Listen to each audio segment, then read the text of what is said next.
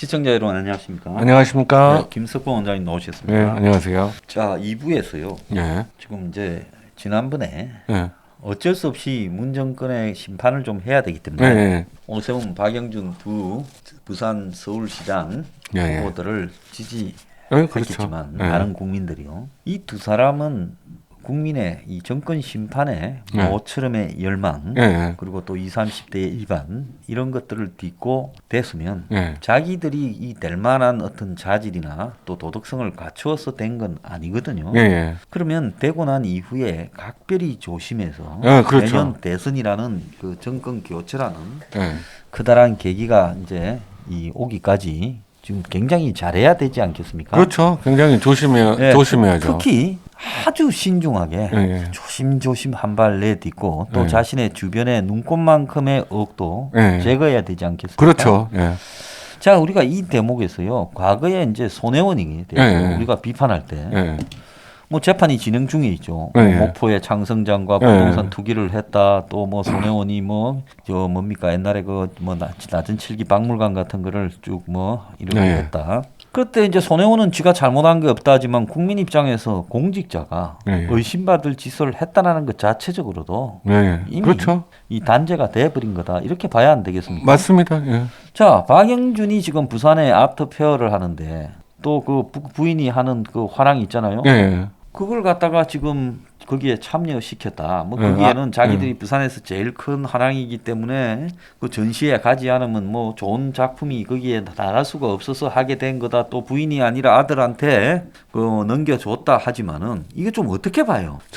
제가 좀 그 그림에 관심이 좀 많은 편이라서 원장님이요. 화랑도 자주 간 편이었고 전시 아트페어도 자주 갔었습니다. 근데 제가 이제 그 박형준 시장이 부산시장이 진짜 그 기사를 보고 잘못했다고 생각을 했어요. 화랑이라는 것 자체가 권력자랑 연결이 돼 있으면 그건 부정부패 원상이에요. 한국의 재벌일과 권력과 네. 다 연결돼 있는 게 왜 그러냐면 그 구조가 그렇게 돼 있어요. 화랑에서 그림을 만약에 1억짜리 그림을 1억 원에 팔잖아요. 예. 제가 듣기로는 작가한테는 5천만 원이 가고 화랑이 5천만 원 먹는 걸로 알고 있어요. 5대 5로. 반반. 예. 예. 그러면 이건 권력 실세나 아주 권력자들 중요한 일을 결정할 수 있는 권한이 있는 사람이 이거를 화랑을 그 가족이 운영을 하게 되면 이게 정치자금 통로가 돼 버려요. 그러니까 내가 한편으로 주요한 뭐 부산시장이다 해가지고 인허가권을 예. 다 가지고 있는데 내 마누라가 옆에다가 예.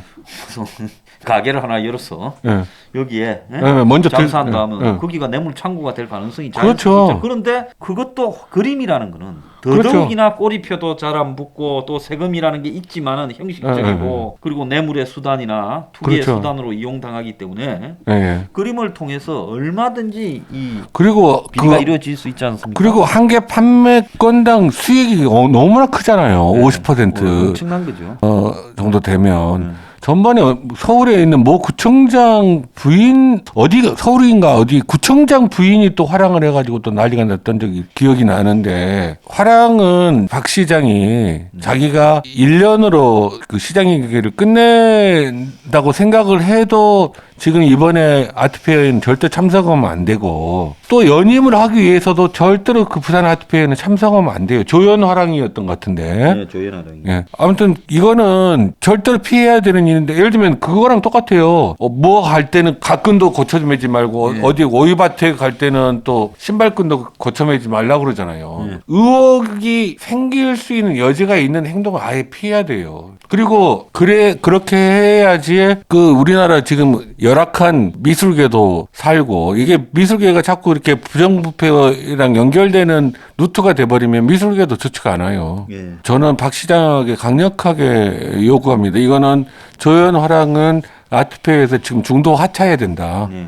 이거는 권리의 문제가 아니라 당연한 의무다 시장으로서 그렇게 생각합니다. 자, 요즘에 뇌물의 수단과 방법이 과거처럼 직접 만나서 돈을 주는 게 아니라 네. 합법을 가장해서 네. 온갖 행태를 하잖아요. 예. 자, 박 시장이 당선은 되었으니까 이제 공개적으로 이야기합니다만은 부산의 그 LCT 네. 소호와 네. 주거지에 예. 두 채나 가지고 네. 있었고 그래서 미리 샀냐 뭐 이런 의혹도 제기됐고 네. 또 거기에 이 의무적으로 하게 돼 있는 예. 시설 예. 이 전시 그렇죠. 예. 거기를 또 조연하랑에서 납품을 했어요.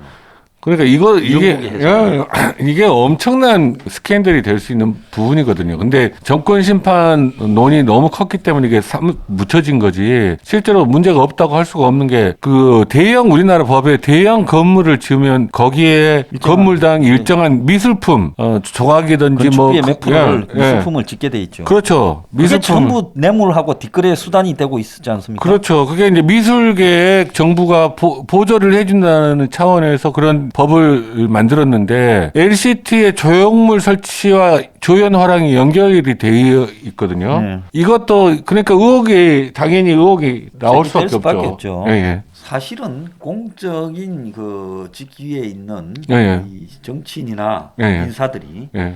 가족이 화랑을 한다라는 것 자체가 예. 화랑을 중단해야죠. 화랑 중단해야죠, 진짜. 중단해야 돼요. 왜냐?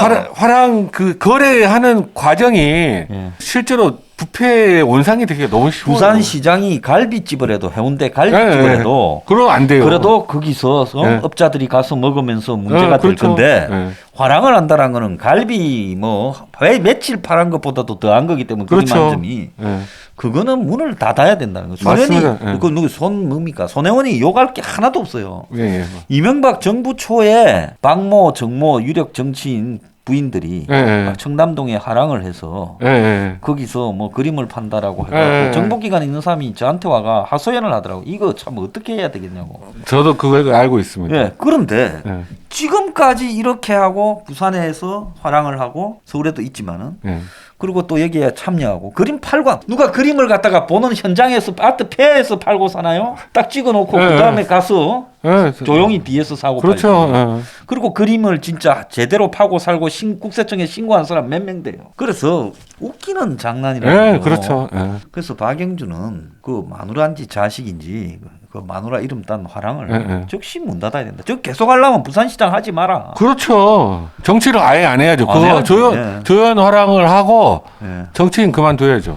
그래서 그걸 계속해서 하는 거는 그건 있을 수 없는 거다. 차라리 하려면 몇 년간 대여를 해줘버려요, 화랑을.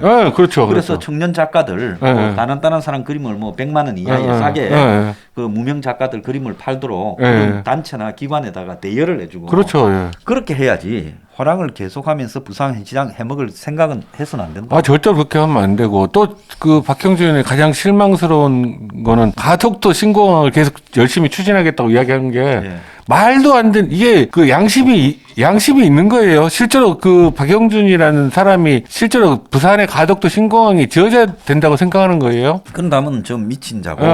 솔직히 말하면 저 당에서 저러니까 이 당에서 선거 이기기 위해서 우리도 뭐 어쩌고 했다 칩시다. 그렇지만 선거 이기고 나면 이건 안 해야지요. 안 해야죠, 당연히. 나는 반대한다고 하지. 제정신 갖춘 시장이라면 그거 하면 안 되죠.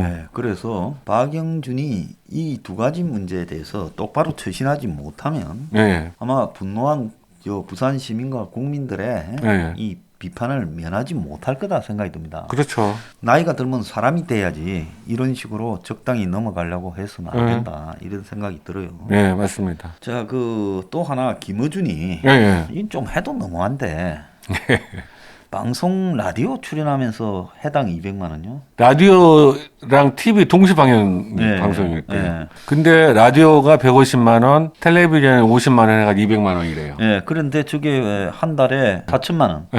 그러니까 한 달에 한 20회 출연을 한 모양이에요. 일주일에 5회겠죠. 그래서 한 달에 4천, 1년이면 4억 8천. 그런데 저게 한 4년을 했다고 그러니까 지금 합쳐서 뭐 한 20억이 넘어가는 22억 뭐 그런 이야기가 좀 나오지 않습니까? 그런데 문제는 이제 세금을 작게 내려고 1인 기업을 만들었죠. 그러니까 보통 그게 이제 이 소득이 얼마 이상 초과하면 최고 세율이 적용돼 45%까지 가죠. 그런데 이제 법인으로 내면 25%. 저한테요 5년, 6년, 4년 전에 기타 소득으로 방송국에서 출연을 방송국 출연했던 거.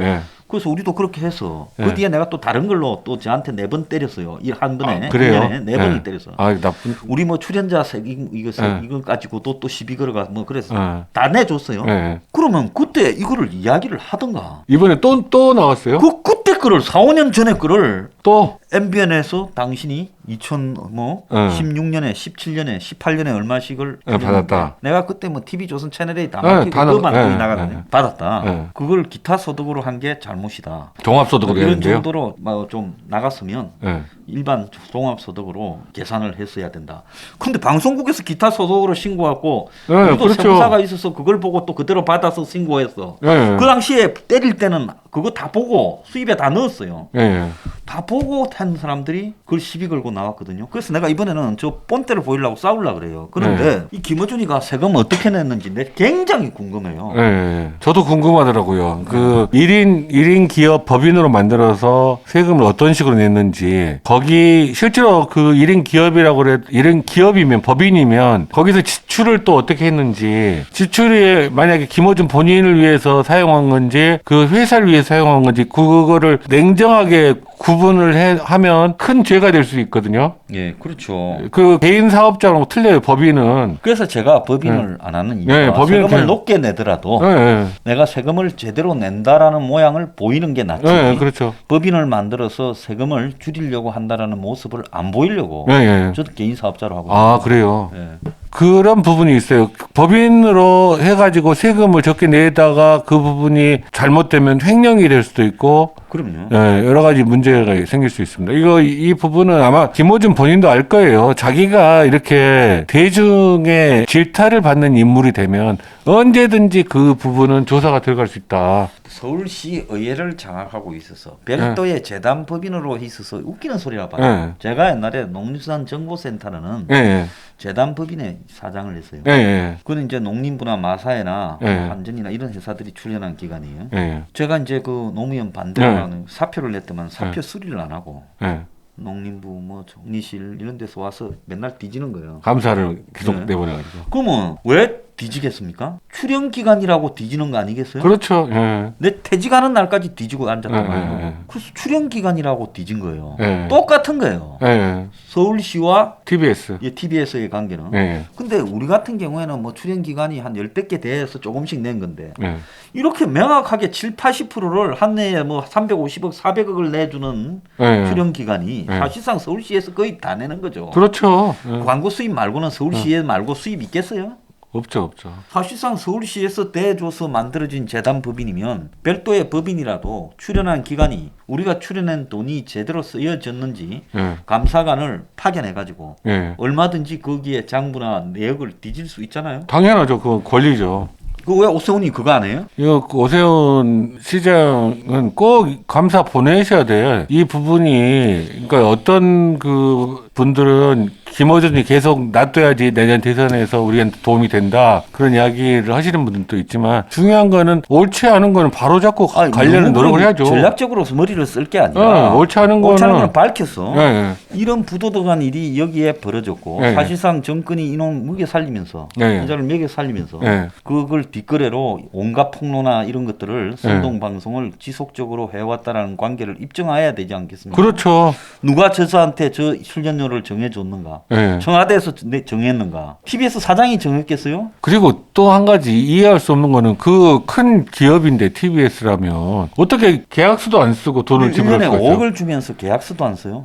뭐 조그만 병원, 조그만 의원에서도 계약서를 다 써요. 연봉 5억이면 은행장급입니다. 예. 그걸 계약서가 없다면? 말이 안 되는 이야기예요. 계약서 자기네 그 회사 정관에 계약서를 꼭 써야 된다는 정관이 없다 뭐 그러지만 그 당연히 그런 정관 없어도 다 써야 되는 거죠 계약서를. 공직자도 아닌데 오버들을 한다. 내곡동 LCT 취재하라 뭐 이런다는데 웃기고 자빠졌네. 공공기관에 돈을 받으면 예, 그렇죠. 공직자거나 아니거나 간에 감사받고 검증당할 책임이 생기는 거죠. 그렇죠. 당연히 세금으로 국민 세금으로 하는 거니까 당연히 투명하게 공개가 돼야죠. 자, 그래서 오세훈 시장은 일단 감사관을 투입했어요. 예. 서울시에 예. 그 출연 기관인 예. 그냥 출연도 아니고 1년에 400억 주는 출연 기관이 잘 있어요. 와, 이거 없죠. 엄청난 거죠. 예. 거기에 대해서 돈 내는 사람이 당연히 어떻게 네. 쓰는지 알 권리가 있는 거 아니겠습니까? 당연하죠. 부당한 지출에 대해서는 고발할 권리도 있고요. 그렇죠. 고발을 시행하라라는 이야기고요. 예. 그 다음에 이제 저 윤석열 씨 예, 이야기를 예. 좀 안 할 수 없는데 예. 오늘도 뭐 또 여론조사에 보면 저기 이재명 26, 윤석열 23 나왔어요. 예. 근데 이 사람 정치를 하려면 대구 경북에서 제일 열심히 밀어주더만요. 예. 그러면 좀 당당하게 해야 되는 거 아니냐. 그러니까요. 지금 참 이렇게 안타까운 게 자기가 좌인지 우인지도 안 밝히고 있잖아요. 지금 예. 자기 노선이 어떻고 자기는 어느 쪽이다라는 것도 밝히지 않으면서 정치는 하겠다. 그럼 국민들은 이제 그 행보를 보면서 결정을 해야 되겠지만 지금 현재 압도적인 다수의 보수가 윤석열을 지지하는 가장 큰 이유는 문재인 정권 심판해달라는 거잖아요. 예. 오늘 이 조사에 보면 예. 윤의 지지층은 보수층에서 52%나 밀었다. 예. 실제로 윤의 지지층 거의 대부분이 보수층이라고 봐야 돼요. 그 지지하는 사람들은 전부 문재인의 그 정책적 잘못된 거라든지 실제로 잘못을 저지른 부분들에 대한 시정뿐만이 아니라 거기에 철퇴를 내려주기를 원하면서 윤석열을 지지하는데 자꾸 나는 문재인을 위해서 조국을 쳤다 뭐 말도 안 되는 이야기를 자꾸 하면 국민들이 어떤 생각을 갖겠습니까? 지금 국민들 다수의 그 윤석열을 지지하는 국민들은 일단 결정은 유보를 하고 있지만 계속 그런 식의 자기 정체를 드러나지 않는 식으로 가면 지지율은 떨어질 수밖에 없고 이게 대선 완주도 불가능하게 될 거예요. 거기에 관련해서 보면 지금 윤석열을 지지할 듯이 보이는 종인 예. 저 양반도 좀 이야기를 안 할 수 없는데 예. 저 양반도 지금 그 지난주까지 그렇죠. 그것도 정치적 도의상이 있을 수 없는 일이죠. 하다가 그것도 작게 한 것도 아니고 1년쯤 해서요. 예. 자기가 지금 저 당이 아사리판이라고 이야기하고 저 당의 행태에 대해서 비판하는 거는 그럼 자기가 그 당의 대표로 할 때 우리 당이 아사리판이다. 우리 당이 이렇게 가서는 안 된다고 왜 시정을 하려고 해야죠. 그때 시정을 하려고 하고 공개화시키고 하지 않았느냐 말이에요. 예. 그러다가 이제는 그냥 대표 떠난 직후부터 채널A 나가고 욕하기 시작하면서 예. 마치 막 거의 국민의힘의 최고 안티처럼 이야기를 하고 지금 그러고 있어요. 국민의힘 망해라. 하고 그럼 윤석열이가 떠서 그 당을 흡수 통합해버리면 된다라는 예. 식으로 이야기를 하고 있어요. 예. 저것도 솔직히 말하면 뭐 정치인을 떠나가지고 개별 인간으로 봐서도 저런 행동을 하면 안 돼. 더 이상 할 수 없는 일이죠. 이게 그 여야를 왔다 갔다 하는 걸 마치 자랑스럽게 생각하는 것 같은데 실제로 그분 일생에 가장 큰 오점이 될 수도 있는 상황이에요. 지금 이런 식의 행동을 하시면 저는 이제 연장자라서 진짜 이 말년 생활을 잘 해야지 나중에 후회하지 않는다. 그렇게 말씀드리고 싶습니다. 지금 그렇지 않아도 뿌리가 흔들리고 있는 그 원외에 있는 김무성 뭐 이런 사람들 유승민 이런 사람들이 국민의힘을 흔들고 있잖아요. 그런 자기들 각자의 욕심을 위해서 흔들고 있는데 그 와중에 김종인마저 얼마 전 당대표를 했던 김종인 씨마저 흔들면 국민의힘이 제대로 설 수 있겠습니까? 그렇지 않아도 뭔가 화가 난 것 같아요. 더 먹고 그렇죠. 싶은데 안 잡아서 그런 건지 아니면 선거에 지기를 바랬는데 엉뚱하게 심판 열기가 불면서 이겨버려서 기분이 나쁜 건지. 아무튼 지금 하는 모양새가 별로 제 생각에는 별로 좋은 모습은 아니에요. 왜냐하면 우리나라에는 국가의 어른이 별로 없잖아요. 국가의 어른으로서 할 일은 아닌 것 같아요. 자, 이 사람이 그 며칠 전까지 예. 서울과 부산을 다니면서 국민의 힘을 지지해달라고 연설하지 않았습니까? 네, 그렇죠. 심판하라고요. 그런 사람이 며칠 사이에 저 당을 지금 없애도록 해달라고 하는 저 말이 너무 이상하잖아요. 그렇죠. 그래서 그 황 선생님께서 우려하시는 그런 포지션을 가지고 지금 작업을 하고 있는 거 아닌가 하는 저도 그런 의혹을 가지고 보고 있습니다. 의구심을 가지고. 근데 만약에 진짜로 이원 집정부제 개헌을 위해서 지금 그렇게 준비를 하고 있다면 진짜로 대대손손 욕먹을 짓 하는 거예요. 지금은 이제는 윤석열이한테 붙어가지고 이제 윤석열을 이원 집정부제를 성사시키기 위한 일종의 또 수단으로 페이스메이커처럼 자기는 지금 이제 그냥 이 국민의힘에 붙어서 예. 자신이 계속 이원 집정부제를 하는데 네. 정치적으로 영향력이 있는 인물이 되기 위해서 예. 국민의힘을 이용했고 예. 자 국민의힘이 이제 선거 이기니까 이걸 또 떠나서 그 다음에 네. 국민의힘을 향해서 또 욕을 하면서 윤석열을 끌어들여서 예. 윤석열의 자양분을 먹으면서 어느 날 윤석열을 보내버리고 예. 개헌을 하겠다. 예. 이렇다면 이 사람이 생각하는 거는 자기가 한국 정치에서 한 자리 하기 전에는 다 나쁜 놈들이라는 거 아니겠습니까? 아무튼 절대로 그런 음모에 가까운 음모를 실행하는 인물이 아니기를 빕니다. 당의 대표까지 했으면 예, 예. 1년 가까이 했으면 그거는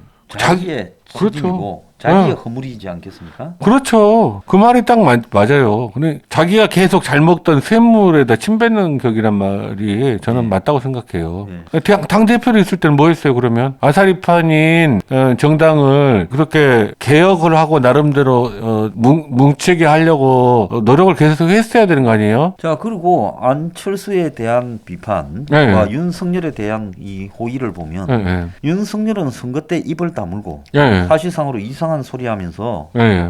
그 뒤로 빠졌죠. 심판에 가담하지 않고 빠졌고 예, 예. 안철수는 그래도 뭐 자기 개인 속셈이 없는 정치인이 누가 있겠어요? 그렇죠. 그래도 네. 어쨌든 이번에 정치 인생에서 제일 열심히 남을 위해서 처음이죠. 이런 모습을 예. 보였어요. 예, 그런데 안철수는 비판하고 윤석열은 또 띄우는. 예, 예. 그러면 저 사람은 자기가 당 대표로 있을 때 윤석열이 왜 저런 정치를 하는가에 대해서 한마디를 하지 않고 예. 요 다음에 내 임기 끝나면 이제 조고 가서 붙어야지 해서 쟤는 건드리지 말자. 예, 예. 자 안철수는 자꾸 달라붙는데 요놈 얄미워 조져버리자. 예, 예. 지금 그런 겁니까?